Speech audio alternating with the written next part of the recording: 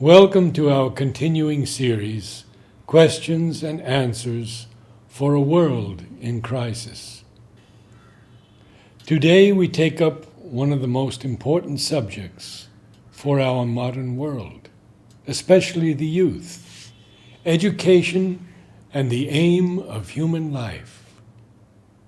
As always, we look to the words of Sri Aurobindo and the Mother for guidance and answers.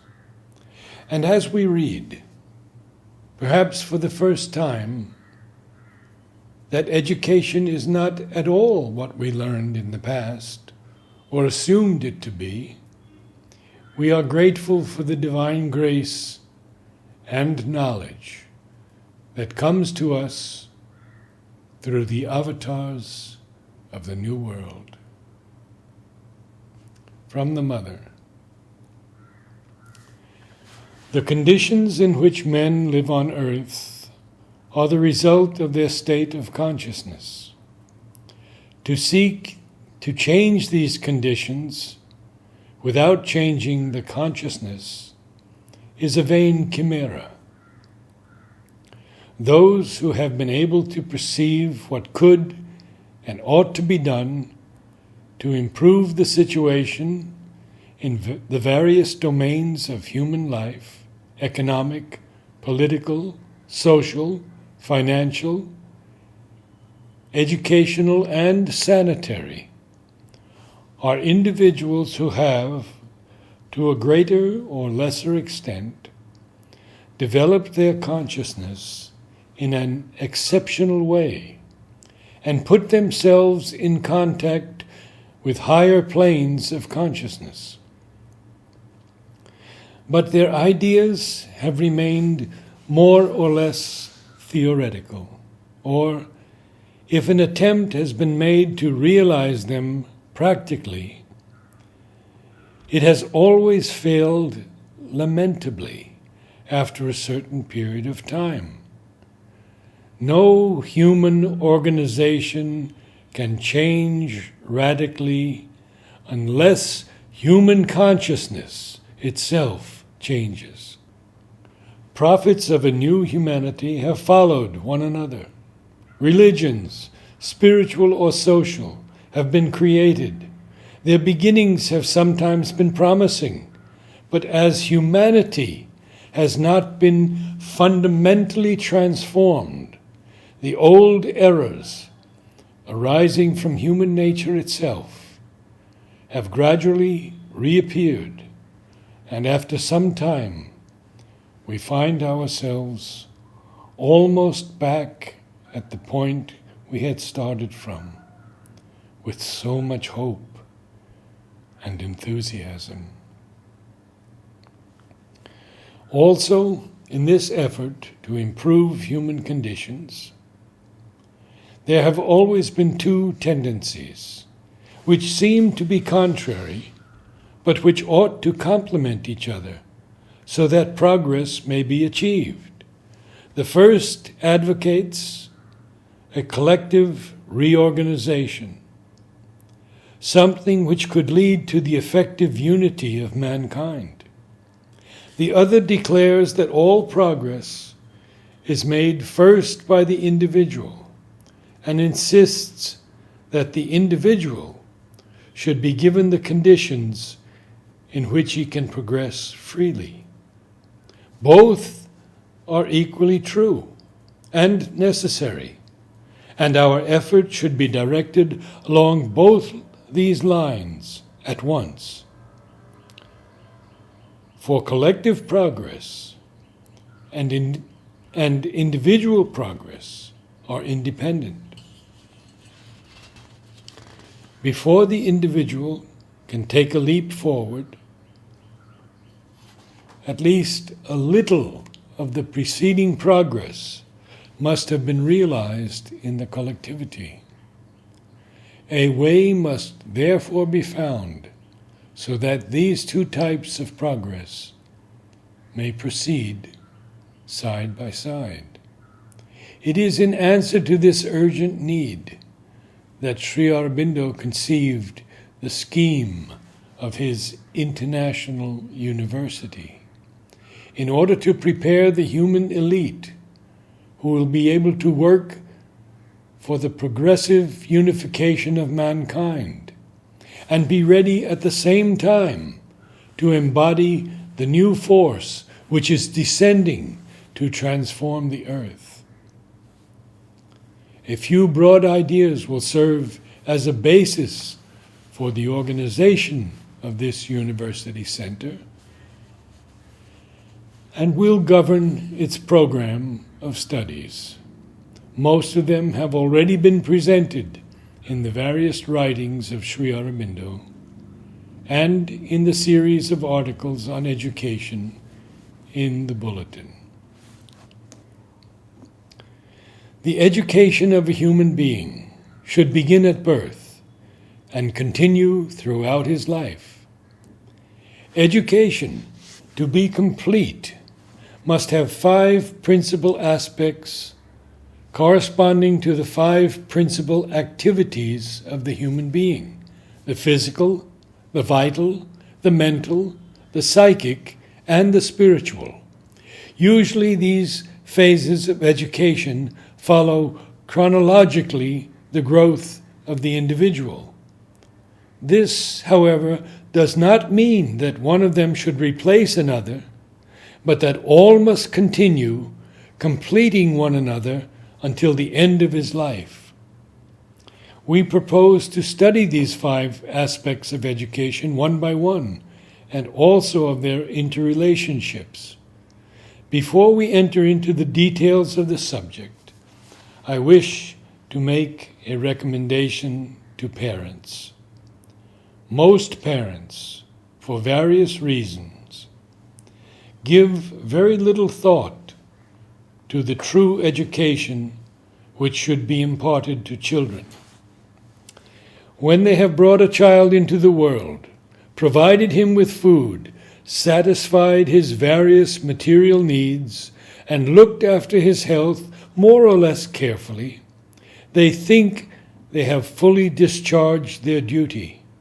Later on, they will send him to school and hand over to the teachers the responsibility for his education. Indeed, if we want this education to have its maximum result, it should begin even before birth. In this case, it is the mother herself who proceeds with this education by means of a twofold action. First, upon herself for her own improvement, and secondly, upon the child whom she is forming physically. For it is certain that the nature of the child to be born depends very much upon the mother who forms it, upon her aspiration and will, as well as upon the material surroundings in which she lives.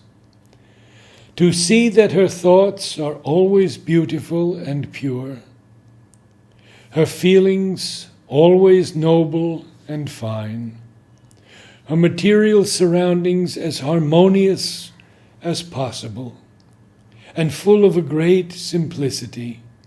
This is the part of education which should apply to the mother herself. And if she has, in addition, a conscious and definite will to form the child according to the highest ideal she can conceive, then the very best conditions will be realized so that the child can come into the world with his utmost potentialities. How many difficult efforts and useless complications would be avoided in this way. There are other parents who know that their children must be educated and who try to do what they can. But very few, even among those who are most serious and sincere, know that the first thing to do in order to be able to educate a child is to educate oneself, to become conscious and master of oneself, so that one never sets a bad example to one's child. For it is, above all, through example that education becomes effective. To speak good words and to give wise advice to a child has very little effect if one does not oneself give him an example of what one teaches. Sincerity, honesty, straightforwardness, courage, disinterestedness, unselfishness, patience, endurance, perseverance, peace, calm, self-control are all things that are taught infinitely better by example than by beautiful speeches. The best students are those who want to know, not those who want to show. 23rd April 1966. To do good work, one must have good taste. Taste can be educated by study and the help of those who have good taste. To learn, it is necessary to feel first that one does not know. 15th December 1965. When you feel that you know nothing, then you are ready to learn. The whole question is to know whether the students go to school to increase their knowledge and to learn what is needed to know how to live well, or whether they go to school to pretend and to have good marks which they can boast about. Before the eternal consciousness, one of sincerity has more value than an ocean of pretense and hypocrisy. This was a message for the inauguration of a course in technology. Force yourself to study, and your depression will go away. Can you imagine a student in school coming and telling his teacher, "Sir, I did not do my homework today because I felt depressed"? The teacher would certainly punish him very severely. 16 January 1935. This note written to mother. "It is quite impossible for me to study because inertia came." Mother. "If you do not study, the inertia will go on increasing." 4th March 1935. Again. "I do not know how to spend my time, understanding nothing." Mother. "Study is the best way to understand.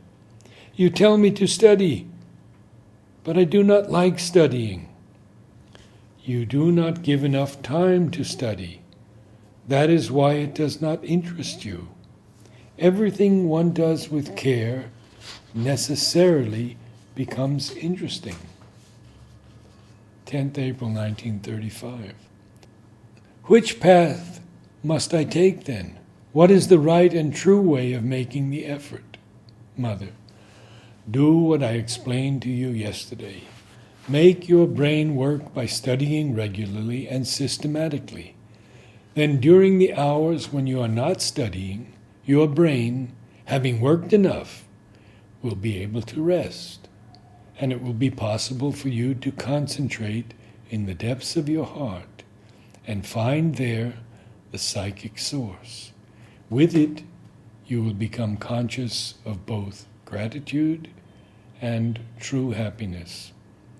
22nd May 1935. "My studies are suffering because of constant depression." Mother. "I have told you that it is by study that you can overcome the depression." 27 July 1935. "What is to be done to make the will stronger?" Mother. "To educate it, to exercise it as one exercises the muscles, by using them, 23 March 1934. From Sri Aurobindo, The Hour of God. The true basis of education is the study of the human mind, infant, adolescent, and adult. Any system of education founded on theories of academic perfection, which ignores the instrument of study, is more likely to hamper and impair intellectual growth than to produce a perfect and perfectly equipped mind. For the educationist has to do, not with dead material, like the artist or sculptor, but with an infinitely subtle and sensitive organism. He cannot shape an educational masterpiece out of human wood or stone.